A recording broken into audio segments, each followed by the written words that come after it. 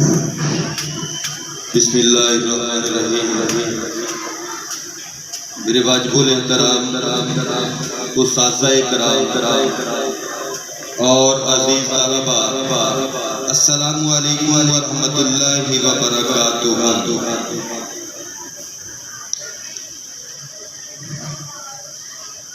درس قرآن میں آج بھی ہم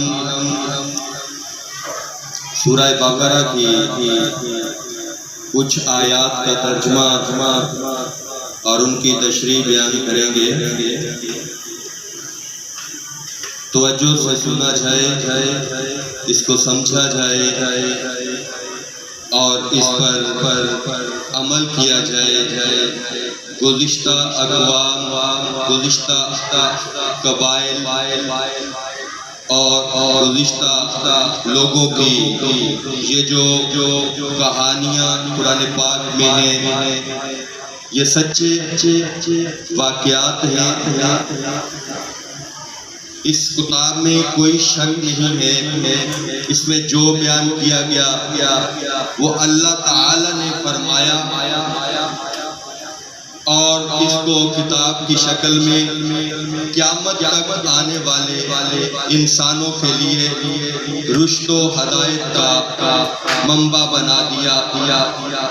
دعا کرتے ہیں اللہ تعالیٰ کی ذات سے کہ ہمیں قرآن پاک سے محبت اور اس کو سمجھنے میں عقل و فہم عطا فرمائے۔ اعوذ باللہ من الشیطان الرجیم، بسم اللہ الرحمن الرحیم۔ وَإِذْ اور جب نجینکم ہم نے تمہیں رہائی دی من آل فرعون سے، یسومونکم وہ تمہیں دکھ دیتے تھے، سوء العذاب ایک دردناک عذاب دیتے تھے، یذبحون وہ ذبح کرتے تھے ابناءکم تمہارے بیٹوں کو، ویستحیون اور زندہ چھوڑ دیتے تھے، نساءکم تمہاری عورتوں کو، وفی اور اس میں ذالکم تمہارے لیے بلاء ایک آزمائش تھی، من ربکم عظیم تمہارے اس عظیم رب کی طرف سے۔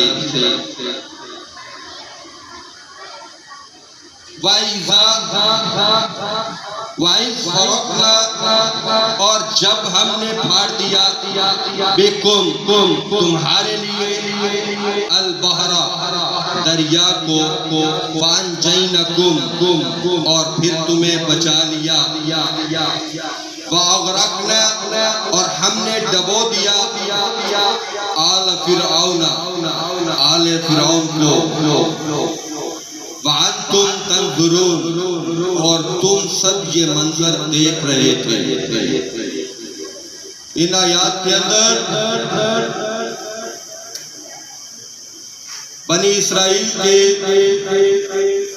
جس پیغمبر کا ذکر ہو رہا ہے،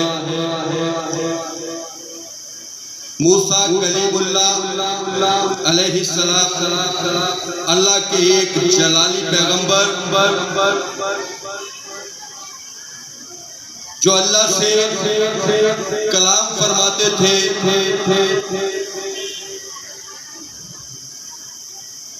جب فرعون کو پتہ چلا اپنے کچھ ایسے جادوگروں کی وجہ سے یا نجومیوں کی وجہ سے کہ اے فرعون تیرے اس منصب میں، تیری اس رعایا میں، تیری اس قوم میں، بنی اسرائیل میں ایک ایسا پیغمبر آئے گا جو تیری نسل کو تباہ کر دے گا۔ تو فرعون نے اپنے تمام آفیسر سے یہ حکم صادر کیا کہ قوم میں جتنے بھی میل بچے پیدا ہوں ان کو پیدا ہوتے ہی موت کے گھاٹ اتار دیا جائے اور جو فیمیل بچے پیدا ہوں ان کو زندہ رکھا جائے۔ اس حکم پر عمل ہوا۔ یہ وہ فرعون ہے جو خود کو خدا کہلواتا تھا۔ نعوذ باللہ من ذالک۔ واقعہ لمبا ہے لیکن مختصر کرتا ہوں۔ اللہ تعالیٰ کی ذات نے سبب پیدا کیا۔ حضرت موسیٰ علیہ السلام کو زندہ رکھنا تھا، زندہ رکھا اور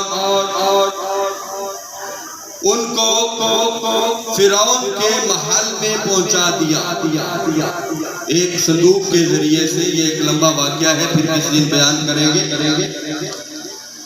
تو وہاں پر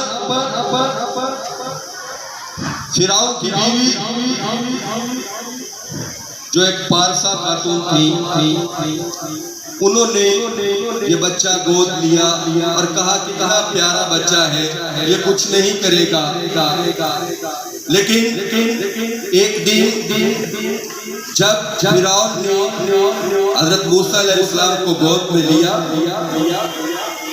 تو انہوں نے فرعون کی داڑھی نوچ لی، تو کہا یہ بدتمیز بچہ ہے، اس نے یہ جو فعل کیا ہے یہ اچھا نہیں کیا میرے ساتھ، اس کو مار دیا جائے۔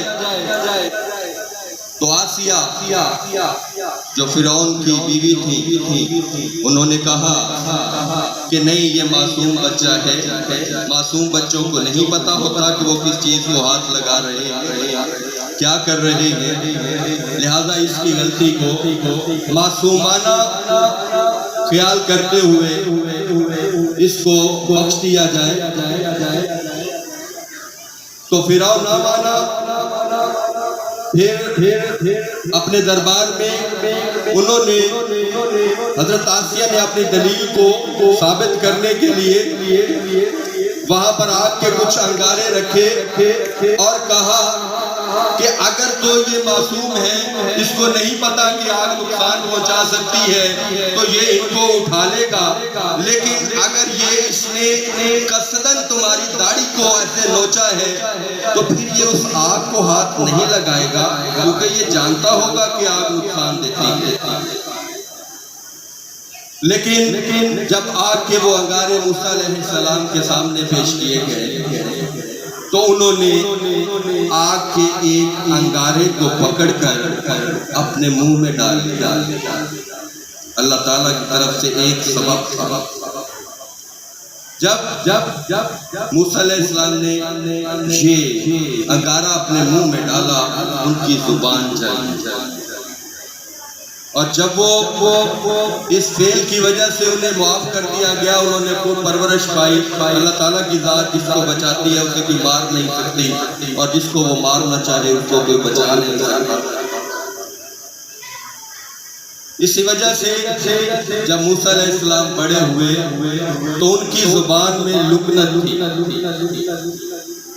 زبان کے اندر لکنت موجود تھی، اور وہ اکثر اللہ تعالیٰ کی ذات سے یہ دعا کرتے تھے جو دعا قرآن پاک کے اندر بھی اللہ تعالیٰ کی ذات نے بیان کی ہے، ربی اشرح لی صدری ویسر لی امری واحلل عقدۃ من لسانی یفقہوا قولی۔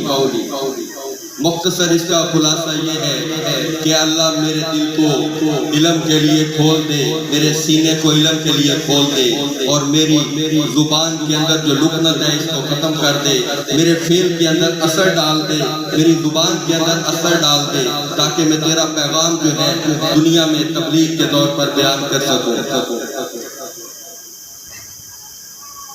تو جب حضرت موسیٰ علیہ السلام کو پیغمبری ملی تو فرعون نے عذاب ڈھا دیے، ان کے لیے دردناک عذاب پیدا کیے۔ تو پھر اللہ تعالیٰ کی ذات نے کو بنی اسرائیل کو نجات دینے کے لیے حضرت موسیٰ علیہ السلام سے کہا تم اور تمہارے کچھ حواری نکلو اور دریا پار چلے جاؤ. اس وقت کوئی دریاؤں کے اوپر پل نہیں ہوا کرتے تھے. جیسے ہی وہ دریا کے پاس پہنچے اللہ تعالیٰ کی ذات نے جبریل امین کو حکم دیا کہ ان کے لیے دریا میں راستے بنا دیے جائیں. اللہ تعالیٰ کی ذات نے وہ انتظام کیا اور ان کے موسیٰ علیہ السلام اور ان کے حواری ان میں سے باحفاظت گزر گئے. اور فرعون کے وہ باغی لوگ جو ان کا پیچھا کر رہے تھے ان کو مارنے کے لیے انہوں نے کہا کہ یہ راستہ ہے، یہ گزر گئے ہیں تو ہم بھی گزریں گے. تو جیسے ہی وہ اس دریا میں انہوں نے اپنے گھوڑے ڈالے دریا نے ان کو ڈبو کر تہس نہس کر دیا، قوم کو مکمل طور پر ڈبو دیا اور بنی اسرائیل کو فرعون کے عذاب سے چھٹکارا دلایا. یہ وہ آیات ہیں جن کے اندر اس واقعہ کا ذکر کیا گیا ہے.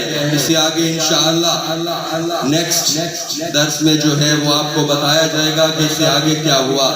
دعا کرتا ہوں اللہ تعالیٰ کی ذات سے کہ وہ ہمیں ایسی مشکلات جن کا حل ہمیں اپنی دماغی طور پر نظر نہیں آتا، ہم بہت مشکل میں گرے ہوتے ہیں، ان کو حل کرنے کا اسباب پیدا کرے.